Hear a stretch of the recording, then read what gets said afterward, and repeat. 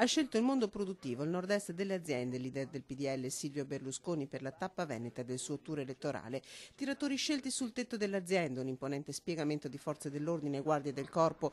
Berlusconi fa tappa alla Maschio Gaspardo di Campodarsego nell'Alta Padovana. Ad accoglierlo i dipendenti, i fratelli Maschio, i fondatori. E a Berlusconi Egidio Maschio, il presidente, confessa davanti alle 1000 tutte azzurre dei suoi collaboratori.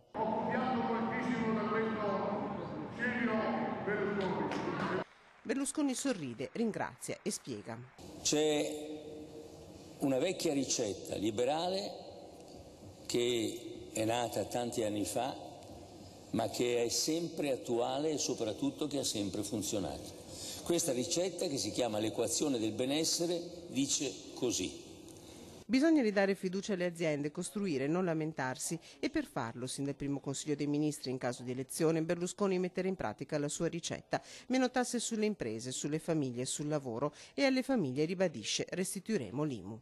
Noi intendiamo al primo Consiglio dei Ministri abolire l'IMU, non solo, ma intendiamo ridare entro il mese di maggio quanto le famiglie hanno versato allo Stato come imposta sulla loro casa. Parla da Ministro dell'Economia e dello Sviluppo in pectore, non da Premier, puntualizza Berlusconi, che al popolo di artigiani e partite IVA che guarda con interesse a Grillo. Mi attiverò per poter tornare in Veneto e parlare, ripeto, agli stessi ascoltatori che ha avuto Grillo, e anche magari ricordare che quello di Grillo è un discorso di critica, ma dopo la critica non c'è nessuna costruzione.